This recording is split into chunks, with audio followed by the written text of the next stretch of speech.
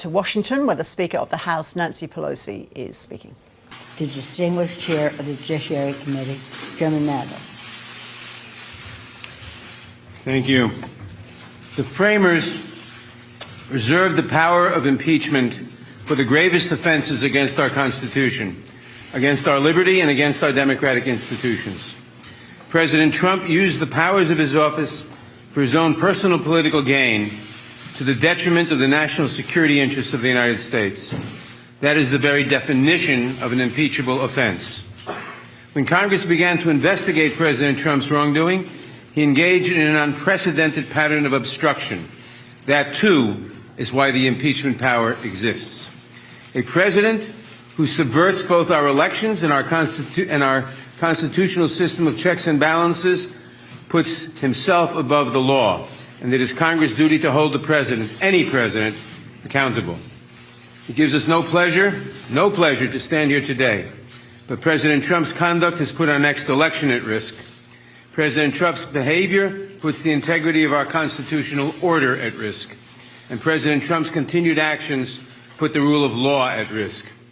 The framers gave us the power of impeachment for exactly this reason, and in fulfillment of our oath and obligation to the American people, today we took action to hold President Trump accountable for the serious and undisputed risk he poses to our free and fair elections and to the separation of powers that safeguards our liberty. A president must not be allowed to become a dictator.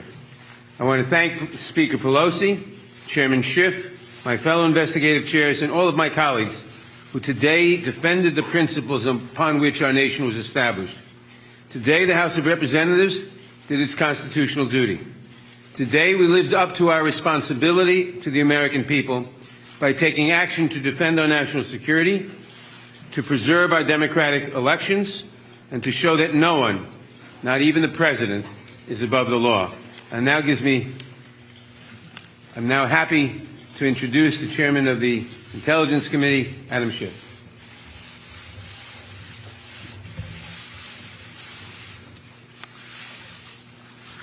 The President of the United States has been impeached for now only the third time in history. The President of the United States should be tried. And the question is now whether Senator McConnell will allow a fair trial in the Senate, whether the majority leader will allow a trial that involves witnesses and testimony and documents, a trial that should be fair to the President, yes, but should be fair also to the American people. The American people want to hear from people like John Bolton. The American people want to hear from people like Mick Mulvaney. The American people want to see what's in those documents that the President has been hiding at the State Department, in the Office of Management and Budget, in the White House itself. We have done our duty here in the House. We have upheld the Constitution. We have done as the framers would have us do when a president abuses his office and obstructs a co-equal branch of government.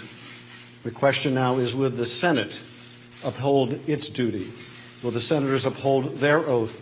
Do the senators want to hear from the witnesses? Do they want a real trial? We have to hope that they do. The reason we undertook this extraordinary step is because the President not only abused his office, but threatens to abuse it again, threatens to interfere again by inviting foreign interference in our election. The remedy isn't complete as long as the President is free to continue to invite foreign interference in our affairs. I just want to close by thanking the Speaker for guiding the Congress through this tumultuous time. There's no one, I think, who could have guided the Congress with a steadier hand or with more insight and intellect than the Speaker of the House. And I also want to thank my colleagues, in particular, so many new members of the House who have displayed such courage, who have shown that they truly have the courage of their convictions. Thank you.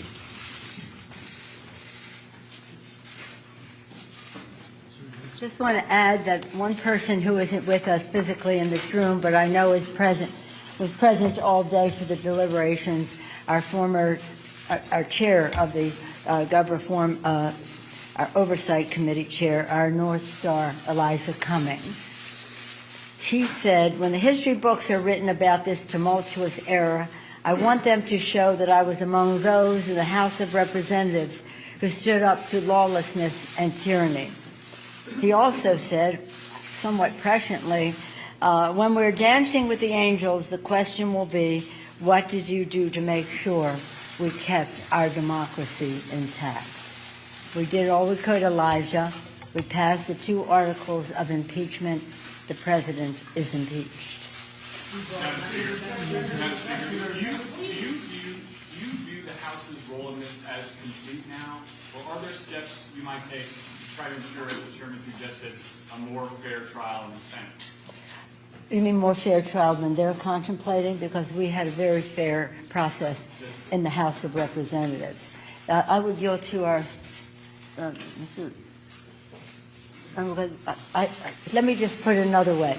We have legislation approved by the Rules Committee that will enable us to decide how we will send over the articles of impeachment. We cannot name managers until we see what the process is on the Senate side, and I would hope that that will be soon, as we did with our legislation, our Resolution 660, to describe what the process would be. So far, we haven't seen anything that looks fair to us, so hopefully it will be fair, and when we see what that is, we'll send our managers. What would you consider a fair wait to send the articles until you understand what the Senate's going to do? We'll make a decision as a group, as we always have, as we go along. So you can presumably withhold the articles. You can presumably withhold the articles for weeks until you get what you consider a fair trial. Well, again, we'll decide what that dynamic is, but we hope that the resolution of that process will be soon in the Senate.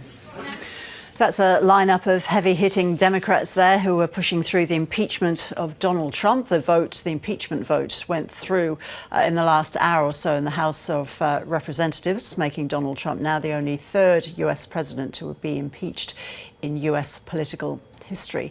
And let's go to Washington then. Our correspondent David Litson is there. What did you make of what the Democrats were saying? It was interesting, those comments from Adam Schiff about hoping for a fair trial in the Senate.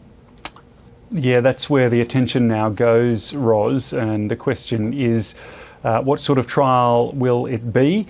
And secondly, will it in fact happen in January as expected? There were reports around today that Democrats were pushing for the House to actually withhold those articles of impeachment so that they could pressure the Republicans in the Senate to actually hold what they would see as a fair trial, a trial with witnesses and the like.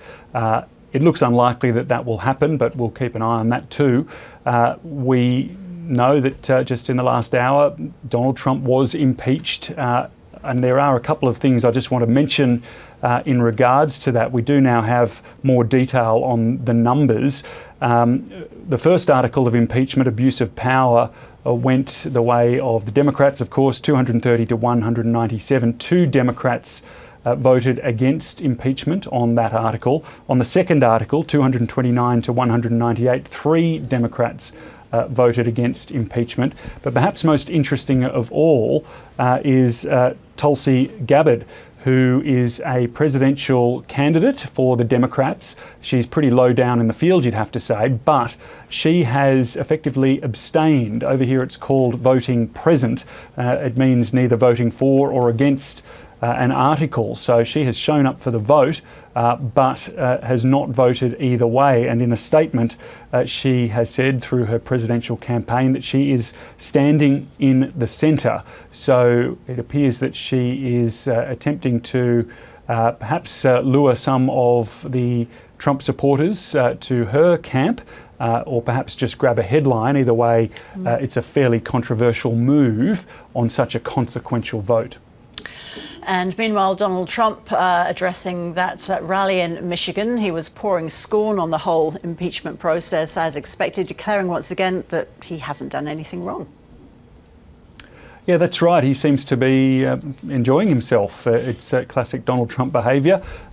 He has been running through a list of Democrat enemies, if you like, and insulting them one by one, starting with Adam Schiff. Even going so far as to say he's not the most handsome guy.